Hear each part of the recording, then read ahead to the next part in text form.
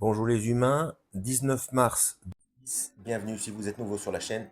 Ne vous fiez surtout pas, allez voir mes playlists. Je traite de tout un tas de sujets très différents. Alors, je vais répondre à une question simple, par une réponse simple. Pas une question, c'est une interrogation. Il y a des gens qui s'interrogent encore, ou bien pas qui s'interrogent, mais qui ont cette expression disant je suis croyant non pratiquant.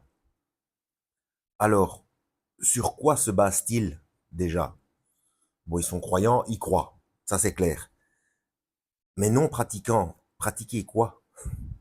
C'est ça le problème.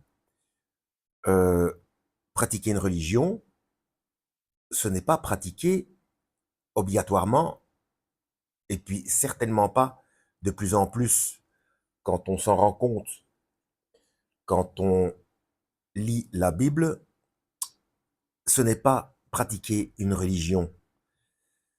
Euh, j'ai fait des playlists à ce sujet. Aucune religion n'obéit à Dieu. Aucune. Même pas les religions chrétiennes, que ce soit le catholicisme, l'orthodoxie et les différents courants protestants. Pentecôtisme, il paraît que baptiste, est-ce qu'on dit le baptistisme?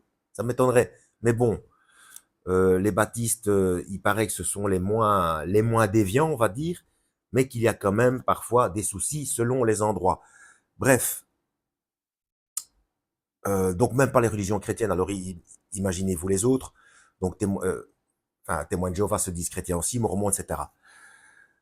À partir du moment où on croit que le Christ est le Verbe fait chair et il est ce qu'il dit être, donc le chemin, la vérité et la vie, donc c'est lui la parole, ce sont ses instructions qu'il faut suivre, ou plutôt tenter de suivre au mieux, euh, à 100%, je vous rassure tout de suite, c'est tout à fait impossible. Hein. Le Christ lui-même le dit, mais ce qui est impossible à l'homme, enfin, à l'humain, est possible à Dieu. Bref, donc, quand on lit la Bible, eh bien, nulle part il est indiqué qu'il faut se réunir. Bien sûr, il est indiqué qu'il y a les premiers croyants, les premiers chrétiens se réunissaient le dimanche ou peu importe le jour, mais bon, ils se réunissaient, etc. Faut comprendre le contexte. Ils étaient pourchassés, etc.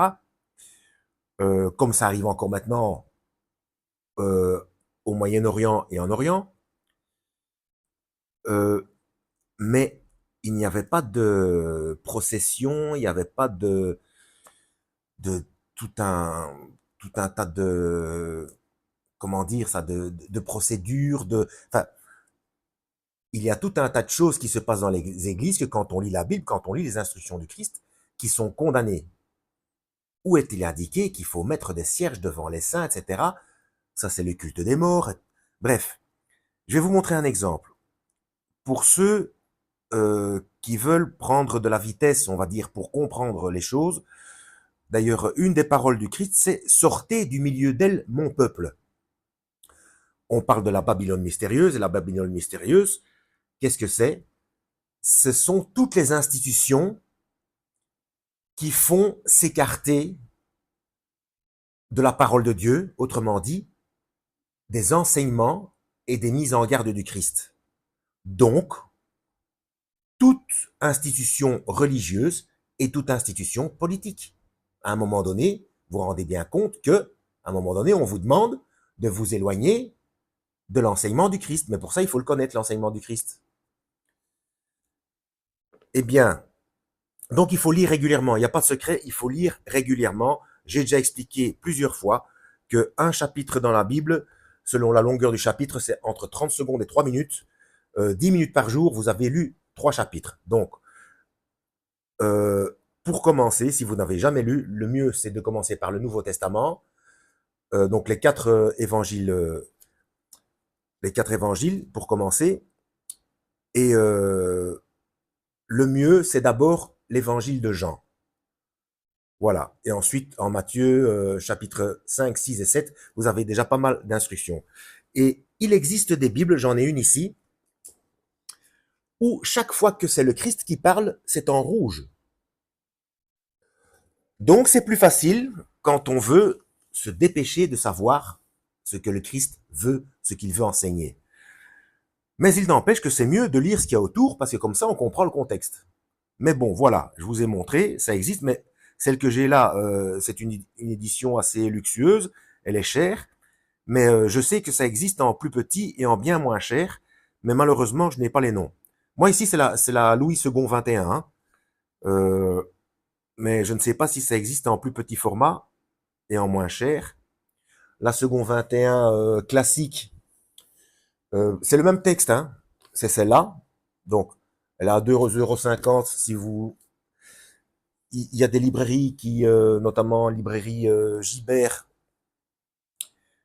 en France, mais je ne sais pas s'il y en a ailleurs, où on peut la trouver en occasion à 1,60 €, mais bon.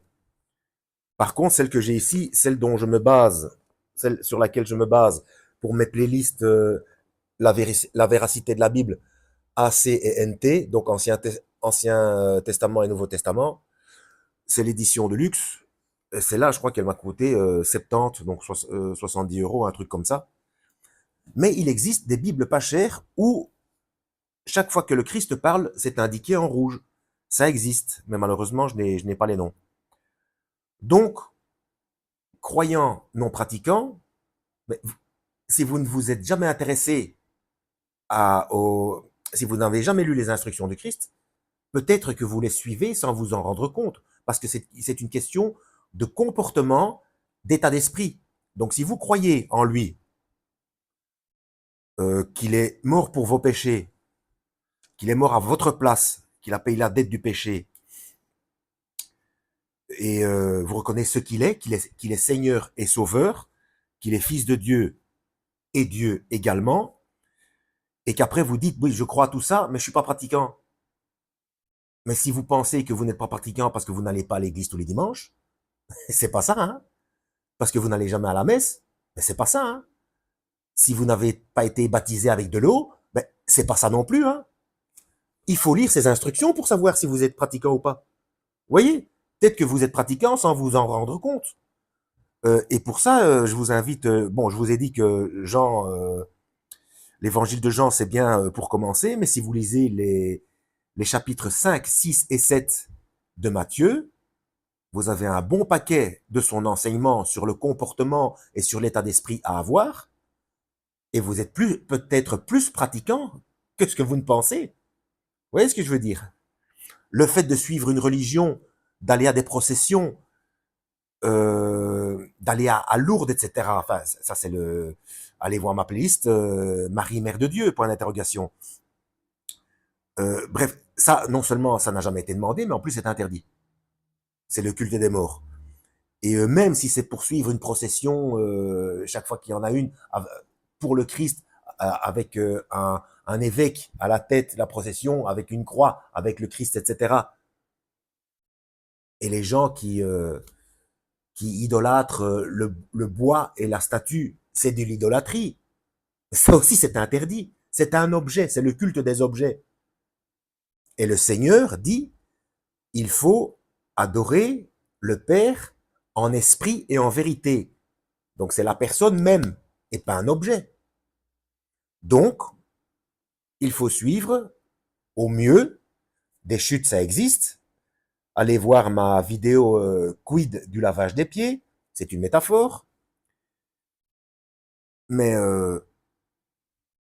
être pratiquant, c'est faire de son mieux pour suivre son enseignement et ses mises en garde. Et pour ça, il faut lire ce qu'il dit. Et ne vous inquiétez pas de ne pas aller à la messe le dimanche, c'est peut-être mieux. Parce que plus on approche de la fin des temps, le Christ l'a dit, sortez du milieu d'elle, mon peuple. Au plus on approche de la fin des temps, au plus, en allant dans ces endroits-là, donc pas obligatoirement des synagogues, des mosquées, des temples, etc. même chez les chrétiens, hein, tout courant chrétien confondu, hein, vous risquez de vous faire endoctriner par de fausses doctrines et des doctrines qui vont vous éloigner de ce que Dieu veut. Vous voyez, les religions, c'est dangereux. La Bible n'est pas un livre de religion. C'est pas compliqué. Les gens qui ont un esprit clair et qui lisent les enseignements du Christ dans la Bible, à un moment donné, normalement, s'ils ont un esprit éclairé, à un moment donné, ils sont mal à l'aise dans l'église ou dans le temple ou peu importe le lieu. À un moment donné, ce qu'on leur dit, ce que l'humain qui est là leur dit, ça les met mal à l'aise. Parce que ça contredit et ça ne correspond pas. Parfois, il y a des choses qui correspondent, etc. Mais ça fait partie de la séduction. Mais on ne peut pas monnayer l'enseignement du Verbe de Dieu fait chair. On ne peut pas monnayer, on ne peut pas, oui, enfin, monnayer. Quand je dis monnayer, je parle pas d'argent. Hein. On ne peut pas jongler avec la loi de Dieu. On ne peut pas. Elle est comme ça. Donc même si elle dérange, eh bien, quand le Christ dit quelque chose, c'est comme ça. Voilà. Il ne fait pas pour rien. Il le fait pour notre sécurité de la vie éternelle. Hein. Voilà, je peux pas mieux dire. Donc, croyant non pratiquant, euh, si vous suivez une religion, si vous allez à la messe tous les dimanches et que vous écoutez ce que le pasteur, le curé ou le prêtre vous dit, et que ce qu'il vous dit, ça contredit les enseignements du Christ, donc même en allant tous les dimanches, en faisant toutes les processions, en suivant toutes les fêtes religieuses, etc., eh bien, vous ne pratiquez pas. Vous désobéissez. Celui qui suit une religion à 100% désobéit à Dieu. Et pour ça, il suffit de lire les instructions du Christ pour s'en rendre compte. Voilà, je ne peux pas mieux dire. En espérant avoir été utile, à la prochaine, lisez la Bible et que Yahweh vous guide.